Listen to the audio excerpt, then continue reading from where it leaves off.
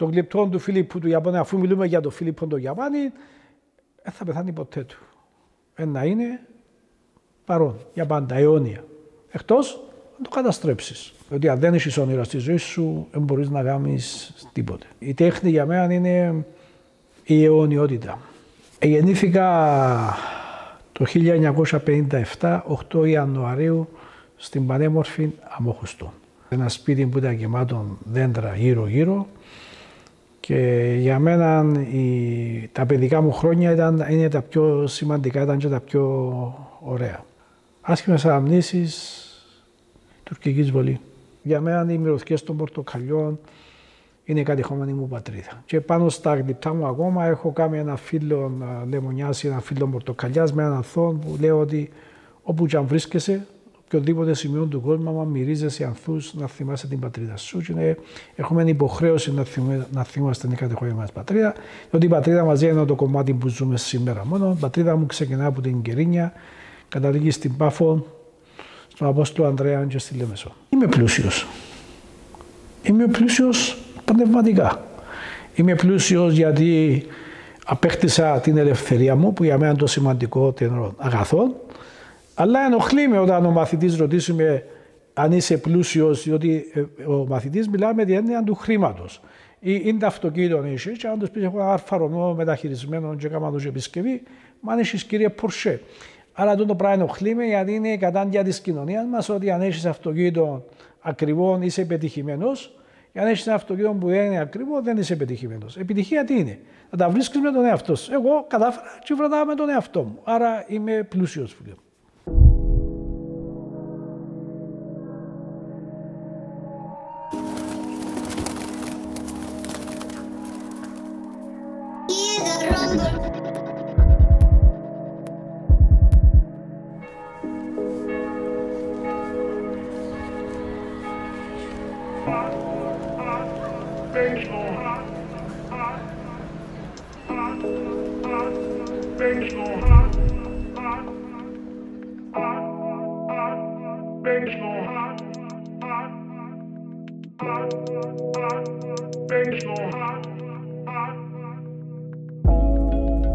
Εγώ αυτό μου το θεωρώ χτίστη της τέχνης. Το πιο σημαντικό είναι να βγάλεις που την ψυχή σου τις φοβίες σου, τις ανησυχίες σου, τα συναισθήματα σου.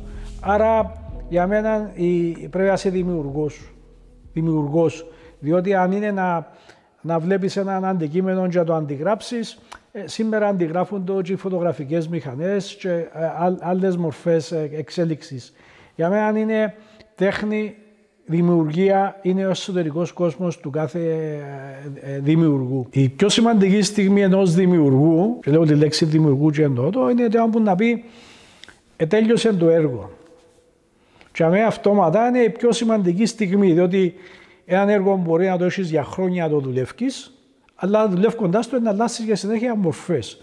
Και αναλόγως της ψυχολογικής σου διάθεσης, να αλλάσεις για άλλη μορφή. Άρα, μια στιγμή σημαντική της δημιουργίας είναι όταν που λες κανεί τέλειωσε το έργο και προχωρώ κάνω κάποιον άλλον έργο. Η δημιουργία είναι οι ανησυχίες σου, η ανάγκη της ελευθερίας του ανθρώπου, δηλαδή να βγάλεις τον εσωτερικό σου κόσμο έξω. Τούτο για μένα είναι η έμπνευση μου.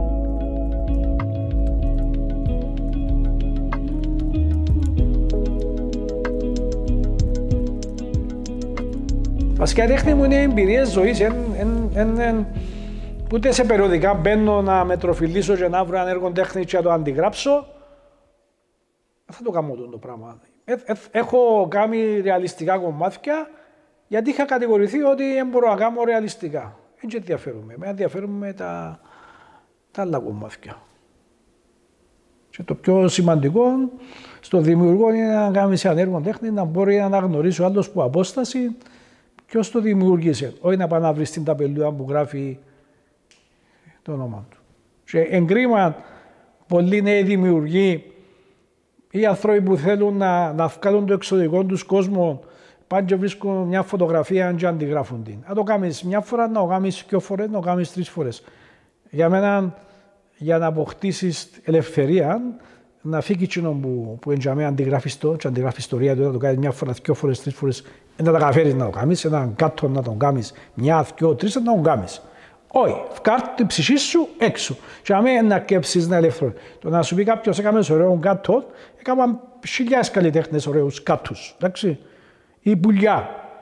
Για μένα είναι ο ίδιος ο άνθρωπος που ασχολείται με την τέχνη για μένα δημιουργία να βγάλει τα εσώψυχα του. Να βγάλει τι τον βασανίζει, τι τον προβληματίζει, τι τον ευχαριστεί. Να το αντιγράψεις 1 φορά, 2 φορές, 3 φορές, αλλά μετά πρέπει να φύγεις στην αντιγραφή και να καταφέρεις να περάσεις τη γραμμή αφήσεις το χαρακτήρα σου. Το μάτι είναι ο μεγαλύτερος κλέφτης. Δεν πάω πλέον σε εκθέσεις, δεν ανοίγω βιβλία τέχνης, δεν θέλω να θωρώ. Διότι άμα θωρείς χωρίς να το καταλάβεις, αντιγράφεις. Άρα, γι' αυτό να απομονώθηκα θέμα. Δηλαδή, δεν θα πρέπει να πάω σε εκθέσεις, δεν θα πάω από εκεί, δεν θα πάω κοντά. Δηλαδή, προτιμώ να ζω στον μικρό κόσμο το δικό μου. Ο άνθρωπος γεννήθηκε από τη φύση του ή μεγάλωσε στο περιβάλλον που δεν θέλει τον άλλον να δει να ανεβαίνει. Άρα, εγώ όμως για να είμαι ειλικρινής, τα τελευταία χρόνια αποφάσισα να ζω μόνος μου και είμαι ευτυχισμένος. Βρίσκοντα με τον εαυτό μου που είναι πολλά σημαντικό και αν ζεις απομονωμένος, νομίζω ότι πιάνεις και παραπάνω κραδασμούς ήταν που γίνεται δικό σου και η θεωρία μου είναι ότι όσο φκέντεις ψηλά πρέπει να κατεβαίνεις άλλον τόσο κάτω για να μην χάσεις την επαφή με το έδαφος, να πιάνεις τους κραδασμούς. Με λίγα λόγια, μην καβαλτικέψεις το καλάμι. Ο Ιαπάνης παραπάνω βλέπουν το κτίριο δαμέ και το χώρο και δηλαδή τα βολικά, τίποτε δεν έχει βολικά.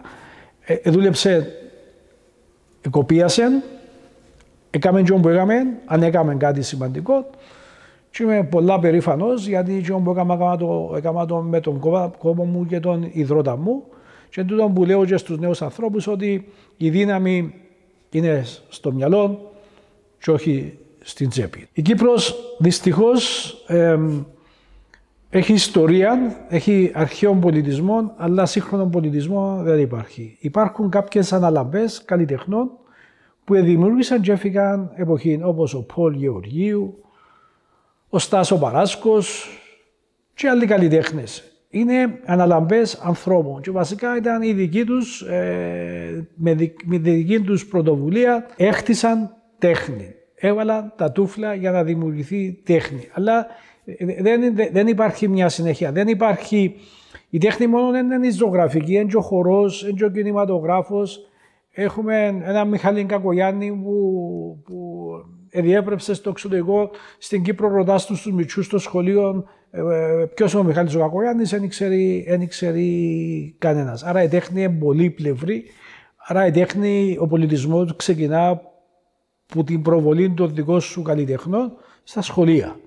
Όταν τα σχολεία δεν επισκέπτονται μουσεία στον βαθμό που πρέπει να επισκέπτονται, τότε δυστυχώς δεν υπάρχει ο πολιτισμός που πρέπει να υπάρχει.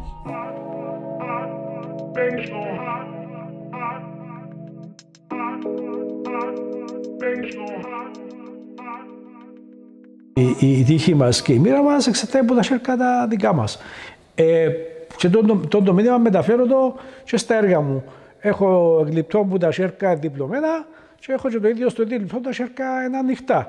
Αν έχεις τα σέρκα σου διπλωμένα και καρτεράς ότι η επιφύτηση του Αγίου Πνεύματος δεν θα έρθει ποτέ, άρα τα σέρκα σου πρέπει ανοιχτά για να μπορείς να πετάς. Στα έργα μου υπάρχει μια κονσέρβα με ένα στόμα. Εάν στη ζωή σου δεν μάθεις να διεκδικήσεις τα δικαιώματα σου, δεν θα σου τα δώσει κανένας. Γι' αυτό άνοιξα την κονσέρβα και έχω ένα στόμα. Μίλα. Αν δεν μιλήσεις, δεν θα σου δώσει κανένας τα δικαιώματα σου. Και έχω παραδείγματα πολλά από τη ζωή τη δική μου. Παράδειγμα, το γλυπτό μου των Ολυμπιακών του Πεκίνου που στην Κύπρο απορρίπτηκε σαν ακατάλληλο, ευραβεύτηκε στους Ολυμπιακούς του Πεκίνου μεταξύ 3.000 συμμετοχών 98 χωρών. Εντάξει, και πήγα και απέτησα από την Ολυμπιακή Επιτροπή ότι αφού είχα στοιχεία πλέον αποδείξεις ότι το γλυπτό μου ευραβευμένο, δεν το τζαβέ στοιχεία, απέτησα να μπει πόξο από το Ολυμπιακό Μέγαρο. Και είναι πόξο από το Ολυμπιακό Μέγαρο. Και προς τιμήν του ουράνιου του Ιωαννίδη που το πήρε στο Συμβούλιο. Αν δεν πήγαινα να διεκδικήσω, το γλυπτό δεν θα ήταν πόξο από το Ολυμπιακό Μέγαρο. Άρα, που μας εξαρτάται η ζωή μας και η πορεία μας.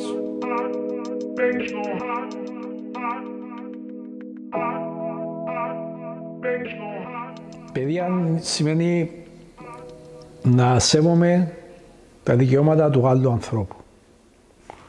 Παιδεία σημαίνει να σέβω τη θρησκεία του άλλου ανθρώπου. Παιδεία σημαίνει να σέβομαι τη διαφορετικότητα του άλλου ανθρώπου. Παιδεία είναι να ξέρω ποια είναι τα δικαιώματα μου και παιδεία είναι να ξέρω ποιες είναι οι υποχρεώσεις μου. Εγώ λέω ότι στους νέους ότι ξεκίνησα με παπούτσια φλίφλο, παντελόνι κοντό και μια φανελούα. Άρα ο κάθε άνθρωπος μπορεί να κάνει τα πάντα. Η δύναμη είναι στο μυαλό. Δεν είναι η τσέπη. Μπορεί να έχεις λεφτά, αν δεν έχεις μυαλό να τα χάσεις. Άρα ο κάθε άνθρωπος, ο κάθε νέος μπορεί να καθορίσει το μέλλον του ο ίδιος. Το να λέει θα βρω δουλειά και θα προσπαθεί. Μα δεν μπορεί να ζήσεις που την τέχνη. Εγώ ζω που την τέχνη. Μα fashion designer έχει πολλούς.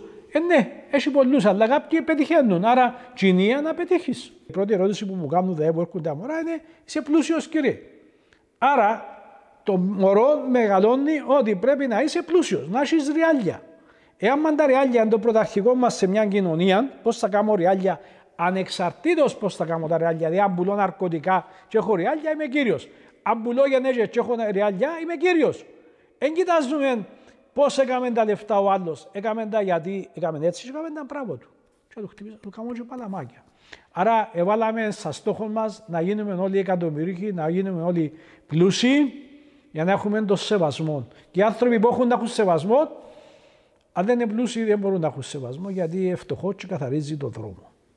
Αλλά δεν έτσι το που καθαρίζει ο δρόμο, αν κάνεις ένα δυστύχημα τη νύχτα, είναι ο που να σε βγάλει από το αυτοκίνητο. Οι παλιοί δεν είχαν τα μέσα.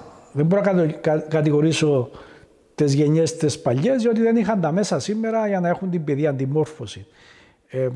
Σήμερα ο κάθε νέος πάει και σπουδάζει, αλλά πάει στην Αγγλία να σπουδάσει, κάνει παρέα με Κυπραίους. Πάει στη Ελλάδα να σπουδάσει, κάνει παρέα με Κυπραίους. Πάει στο Κυπριακό εστιατόριο, πάει στην Αγγλία στο Κυπριακό εστιατόριο και έρχεται σε επαφή με νέους ανθρώπους, να δει πώς σκέφτεται ο Κινέζος, ο Ιάπωνας, για να καταλάβει και ανοίξει το πνεύμα του. Τούτο είναι το λυπηρό, διότι να ξοθιάσει ένας γονιός 70-80 χιλιάδες να στείλει το παιδί του και απλώς να θκευάσει τα βιβλία του πανεπιστημίου και να έρθει πίσω. Για μένα τούτο είναι παιδεία, διότι είδα και όταν είχαμε συναυλίες για φιλανθρωπικούς σκοπούς, ανθρώπους που εξοθιάσαν οι γονείς τους 50-60 χιλιάδες να τους πλάσουν, ευκάλαν την πίσαν και κολλούσαν την πας στα σκαλιά του θεάτρου. Αυτό για μένα δεν είναι παιδεία. Η συμβουλή μου προς τους νέους ανθρώπους γενικά είναι να κάνουν το όνειρό τους. Αν θέλει να γίνει ζωγράφος, νιώθει το, θέλει να γίνει δημοκλήπτης, θέλει να γίνει γιατρός, θέλει υπογιατζής, να γίνει υπογιατζής. Αλλά και όπου να αποφασίσει να κάνει, να το κάνει τέλεια, να γίνει ο καλύτερος. Και να πάψουμε να πιέζουμε τα παιδιά μας, και που γίναμε εμείς ή τα χαμένα όνειρα τα δικά μας να τα κάνουν τα παιδιά μας. Και αν με φορτώνεις το παιδί σου τα δικά σου προβλήματα, ένα μεγάλο φορτίο το οποίο δεν πολλά μωρά δεν το σηκώνουν και αποτυχάνουν στη ζωή τους. Ο κάθε άνθρωπος γεννήθηκε για τον δικό του προορισμό. Άρα η συμβουλή, φίλοι μου, κάνετε εκείνο που θέλετε εσείς, όχι εκείνο που θέλουν οι γονείς σας.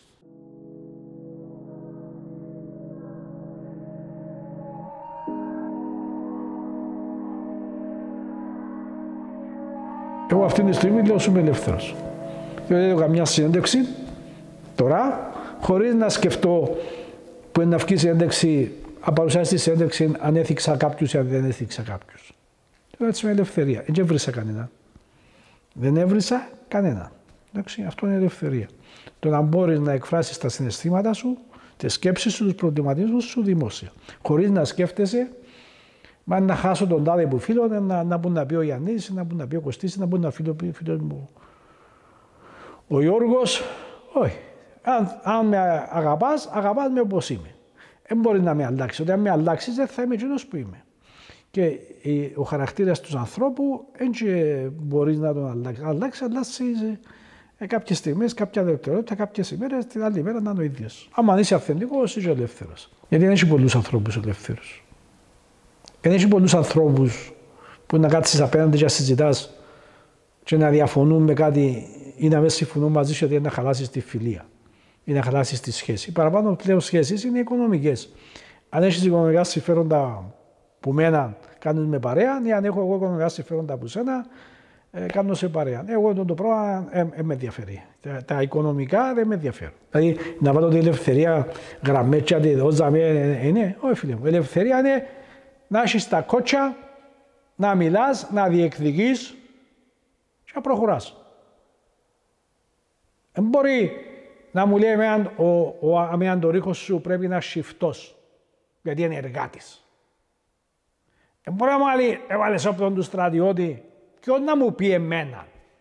Κοινός που είναι έζησε ή κοινός που είναι έκαμε τέχνη, ή κοινός που είναι πέρασε και που πέρασα εγώ. Αν δεν έχει μια ειδική παροιμία που λέει, αν δεν φορήσεις τα ίδια παπούτσια και το κάνεις το ίδιο μονοπάτι, μην κρίνεις κανένα. Στα λόγια είμαστε όλοι έξυπνοι. Θέλεις να κάνεις, κατηγορούμε ότι είμαι δηλαδή, αυτοδίδακτος. Εγώ είμαι περήφανος που είμαι αυτοδίδακτος. Κατηγορούμε δηλαδή, δεν του διάτε δουλειά του Ιαπάνη. Γιατί είμαι πλούσιος. Ναι ρε, είμαι πλούσιος, δάμε. Είμαι πλούσιος, δάμε. Κάμετε και εσείς, γίνετε και εσείς καλλιτέχνες ή δημιουργοί, ευκάτε έξω στο παζάρι, πιένετε σε διαγωνισμούς και κερδίστε τους διαγωνισμούς. Το να κάθεσαι σε μια καρέκλα γιατί διορίσασαι για με και πάεις και δεν ξέρεις να που να πεις και με τις μαλακίες για απλώς για να ακούεις τη φωνή σου. Απλώς για να ακούεις τη φωνή σου ότι είπες κάτι γιατί πιάνεις κάποιο μισθό. Λυπούμε. Ο Ιαπάνης δεν κάνει φουρνόφτσαρα. Ο Ιαπάνης δεν κάνει, πώς το λες, κόλληφα. Ο Ιαπάνης κάνει λιτά. Ούτε φουρνόφτσαρα κάνω, ούτε κόλληφα κάνω. Εγώ ένα λάθος έκανα στη ζωή μου. Δεν αφιέρωσα όσο χρόνο έπρεπε να αφιερώσω που ήταν ο γιος μου Μιτσής. Ευτυχώς είμαι από τους τυχερούς που ο γιος μου είναι σωστός. Σχέδιο είναι προμελέτης. Είδα μωρά σκοτωμένα, είδα γενναίες σκοτωμένους, είδα άνθρωπο χαραγμένη ράση του με ξυφολόχη χιαστή, είδα την βαρβαρότητα του ανθρώπου. Και τι έζησα, είδα και την ώρα της εκτέλεσης ήρθε κάποιος Τούρκος αξιωματικός και γλίτωσε μας. Και επειδή είπα ότι είδα μωρά, είδα νεκρούς, είδα τούτα, αλλά ήρθε ένας Τούρκος αξιωματικός που ήταν να μας πάρουν για εκτέλεση, γιατί κάποιους επήραν του και δεν στραφήκαν ποτέ τους, είναι αγνώμενοι ακόμα, και γλίτωσε μας και αποκαλέσαμε σκύλων του Μεγάλου Βρετανία. Το ξενοδοχείο στη Μεγάλη Βρετανία έχει σύλλους πόξου που ζουν τα air condition και ότι γλύφω τους Τούρκους, εγώ γλύφω τους Τούρκους.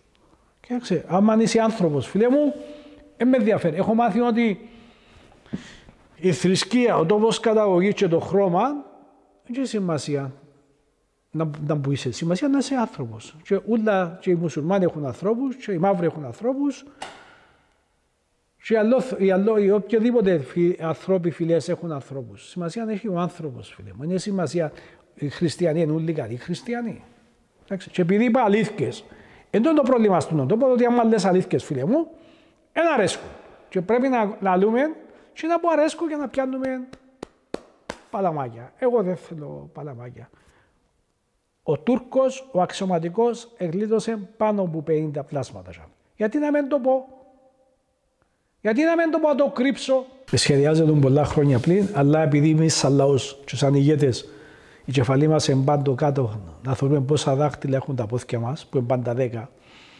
Αντί το βλέμμα μας και το μυαλό μας να είναι μακριά, εμείς πάντα βλέπουμε το έδαφος. Αν θα αλλάξουν τα δάχτυλα των πόθηκιών μας, να μείνουν πάντα 10. Αυτή τη στιγμή ο λαός εκλέγει κάποιους ηγέτες να το αντιπροσωπεύουν και να πάω προσωπικά εμένα. Ο παπάς μου ήταν περβολάρης. Είχαμε έναν περβόλι, η δουλειά του ήταν να ξυπνήσει το πρωί, να πάει να ξεκίσει το ανεμόμυλο του, να ανοίξει το ξαμέλι του, να ποτίσει. Ήταν να ψεκάσει τα πορτοκάλια του έμπια ψώρα, ήταν να ανέσει κουνέλια να πάει τα ταΐσει, να έρθει ο καιρός που να κόψει τα πορτοκάλια του, να μαζέψει λίγα λεφτά για να μπορούν να πέμπει τα κοπολούθια του σχολείο, να μαζέψει λίγα λεφτά για να πέψει τα παιδιά του να σπουδάσουν και αν είχε και κόρες τότε, να του στήσει και κανένα σπίτι για να μην του μείνουν στο ράφι. Άρα τόσο ο άνθρωπος εμείνησε στο ισόγειο μιας πολυκατοικίας. Άρα από το ισόγειο μπορείς να βλέπεις το πεζοδρόμιο απέναντι, γιατί απέναντι σου έχει ένα σπίτι.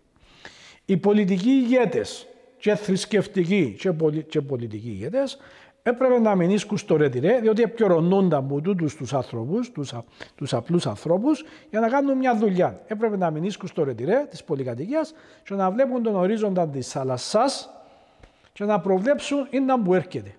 Και να εφαρμόσουν ό,τι έπρεπε να εφαρμόσουν για να μην γίνει το κακό. Δυστυχώς για μένα οι πολιτικοί ηγέτες ήταν κοντόφθαρμοι και εμεινήσκασαν στο υπόγειο μιας πολυκατοικίας.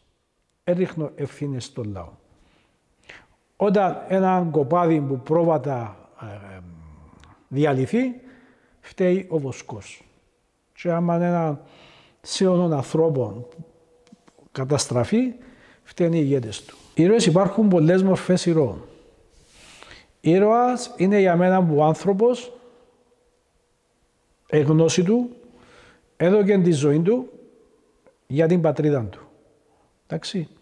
Ήρωας είναι ο άνθρωπος των λατομείων του αμοιάντου, ο οποίος ήξερε ότι θα κατέβει κάτω στη γη και η ζωή του κινδυνεύει γιατί ήθελε να αλλάξει τη μοίρα των παιδιών του. Για μένα, φίλε μου, είναι ήρωας. Το Τούρκος βαστά και το κρέας, βαστά και το μαχαίρι. Άρα, που δεν εξαρτάται αν θα βρεθεί λύση. Εντάξει, δεν είναι που μας που εξαρτάται. Πιστεύω το σχέδιο Ανάν είχε και τα καλά του, είχε και τα κακά του. Αλλά, έτσι κάτσα να εξηγήσω στον λαό το σχέδιο Ανάν.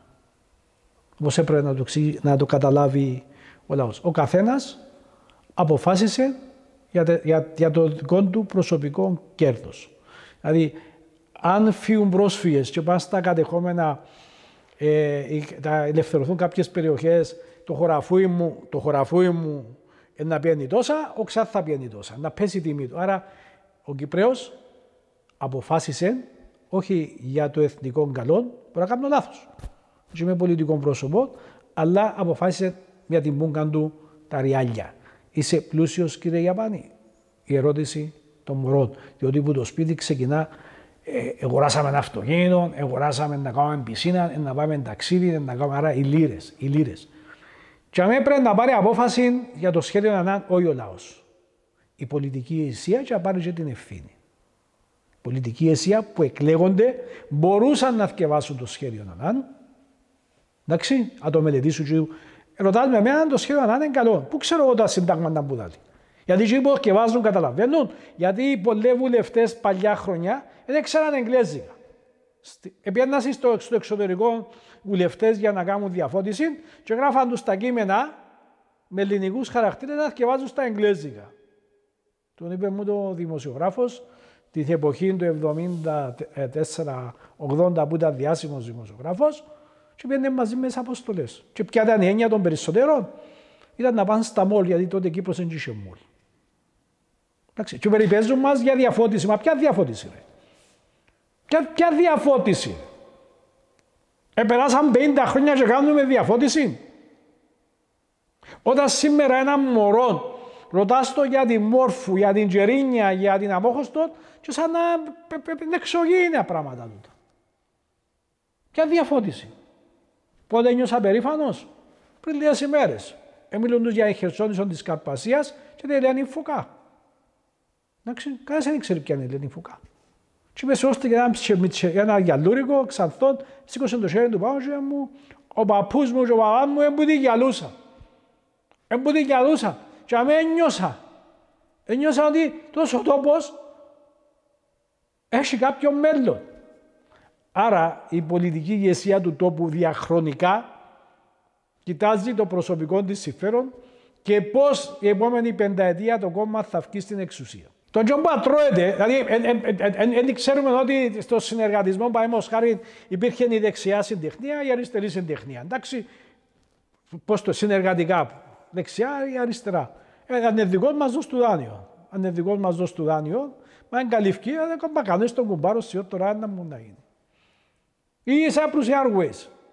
Έμπαινε ένα κόμμα, έβαλε 50, έμπαινε το άλλο κόμμα, έβαλε άλλους 50, έμπαινε το άλλο κόμμα, άλλους 50 και όταν που φτάσαμε, πατήσαμε την. Δεν ξέρω που διορίζαμε, δεν διορίζαμε κανένα στο δημόσιο. Ούτε έχω σχέσεις με το δημόσιο. Και που έχουν σχέση με το δημόσιο και διορίζουν τα κόμματα. Φίλε μου, άμα σου πω κάτι. Δάμε στον τον χώρο. Σπάνια έρχονται Κυπραίοι μετά από του κέρους. Και υπόρχονται δάμε ξένοι. Για να καταλάβεις πριν χρόνια ήρθε μια Ιουγκοσλάβα και έφερε τα κονούκια της. Ένας ονομάζεται του Φίλιππος. Και έφερα τα κονούκια μου να δουν ένα χρόνο τέχνης. Μάλιστα. Ερώτησα τη γυναίκα, ήταν που κάνεις στην Κύπρο, πότε ήρθες στην Κύπρο και ήταν που κάνεις. Δηλαδή μου ήρθα με τον πόλεμο της Ιουγκοσλαβίας και η δουλειά μου πλυνίσκω πιάτα σε μια κουζίνα εστιατορίου. Η γυναίκα δουλεύει, πλυνίσκει πιάτα σε μια κουζίνα εστιατορίου και έπιανε τα κονούθια της και έφερε τα δαμέ για να δουν τέχνη. Πέ μου ποιος Κυπραίος να πιάνε τα μωρά του ή τα κονούκια του, θα πάρει στο Αρχαιολογικό Μουσείο ή στην πινακοθήκη της Λεμεσού ή να τα πάρει κάπου για να δει τέχνη. Σε εκδήλωση δαμέ, φίλε μου, που θεωρείται ότι ήταν η ελίτ της κυπριακής κοινωνίας, είπα Ιαπάνη, κάτσε πας στην καρέκλα και μέτρα πώς να μπούμε στην... Είχε 300 άτομα. Εντάξει, έξω, στη συναυλία. Να δεις πώς να μπουν μέσα να δουν την τέχνη. Και σύσσωρο, δωρεάν. Εντάξει. Ξέρεις πώς μπήκα από τους 300, 20.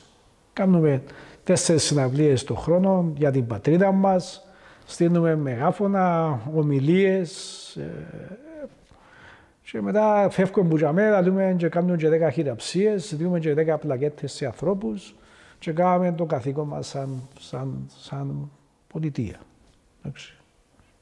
Κοινώς Παναήρκαν. Και ως που μπαίνουν και τα χρόνια να δεις ότι τα Παναήρκαν πετυχαίνουν. Γιατί ο κόσμος άκεψε να βαρκέται, άκεψε και καταλαβαίνει. Γιατί εγώ να τσακώνω με ένα φίλο μου που είναι αριστερός, να μπορώ να χωρίσω μαζί του. Ή ένα φίλο μου που είναι δεξιός, γιατί να τσακώνω μαζί του. Και ο άνθρωπος, και ο άνθρωπος δουλεύει και για να ζήσει, και εγώ δουλεύω για να ζήσω. Οι πολιτικοί τρώνε και πίνουν και κάθονται μαζί, αλλά εσύ δεν πρέπει να μιλάς με τον άλλον. Γιατί είναι της ίδιας παράταξης. Όχι ρε φίλε. Είναι μικρές αλλαγές που γίνονται, που ελπίζουμε ότι μια μέρα να είναι και μεγάλη επανάσταση και να ξυπνήσουμε από το λίθαργο που κοιμούμαστε. Γιατί είμαστε σε λίθαργο σαν λαός. Αν κοιτάξει ποιους εγουρέψα, φίλε μου, διότι αφού είσαι η τράπεζα εδία ριάλια, δάνεια, παραπάνω ήταν φουλαρισμένοι με δάνεια. Ποια λεφτά εγουρέψαν. Εγουρέψαν του Κυπρέου της Αγγλίας, που αποφάσισε ότι να έρθει στην Κύπρο να περάσει τα χρόνια του. Εγουρέψαν τους Κυπραίους της Αφρικής, που οι άνθρωποι δουλεύκαν μια ζωή να φυλάξουν 5 μπακίρες και φέραν τα ριάλια τους στην Κύπρο. Εγουρέψαν τους ανθρώπους που πιάνουν το εφάπαξ τους στις συντάξεις τους. Και εγουρέψαμε τους Ρώσους. Τους Ρώσους. Που οι Ρώσοι σε κάποιο βαθμό είναι ένα μέρος της καταστροφής του τόπου. Δηλαδή με τα πολλά λεφτά, πώς αν το σπίτι, 200.000 ελάτες. Αν το σπίτι άλλη μέρα, πήγαινε 200. Πώς αν 250 ελάτες, άρα πήγαινε και γη πάνω. Πλουσίεψαν σε κάποια άνθρωποι που είχαν γη. Και στο τέλος εσύ δεν μπορεί να αγοράσεις ένα νοικόπεδο ή να χτίσεις ένα σπίτι. Κουρευτήκαν, φίλε μου, μικρός αριθμός ανθρώπων. Διότι οι παραπάνω είχαν δάνεια, φίλε μου. Οι παραπάνω, φίλε μου, είχαν δάνεια. Γι' αυτό δεν πήγα στα Παναήρκα, φίλε μου. Το κούρεμα, φίλε μου, φάντο μερικές χιλιάδες ανθρώπων. Και δεν φάση.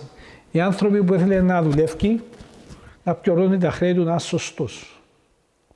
Να σωστός. Ο άνθρωπος που θέλει να είναι σωστός σε αυτόν τον τρόπο, πάντα τρώει πάτσος. Διότι ο άνθρωπος που δούλευε και πληρώνει τα χρέη του, οι παραπάνω πιάμε δάνεια, να πάμε ταξίδι, να κάνουμε σπίτι μεγάλο, να έχουμε Mercedes, κυκλοφορά, να δεις πόσα Porsche, πόσα Mercedes υπάρχουν. Τώρα, αν τα δούλεψες και έχεις τα λεφτά, φίλε μου, και κόρασες το, μπράβο σου. Αλλά αν είναι με δάνεια, παστηράσουν κάποιου άλλου. Εντάξει, και όταν έχω να βάλω πεζίνα. Κατάντημα. Φίλε μου, εγώ είμαι έτοιμος ανά πάσα στιγμή να φύγω. Φίλε μου, εγώ έχω ευλογία. Δεν φιλοσέρκα παπάω, δεν σηκώ την κεφαλή μου γιατί εκείνοι οι άνθρωποι είναι, αλλά ξέρω ότι υπάρχει μια ανώτερη δύναμη η οποία πάντα είναι δίπλα μου. Και αν δεν ήταν τούτη δύναμη δίπλα μου, εγώ δεν θα υπήρχα σήμερα που είμαι εδώ.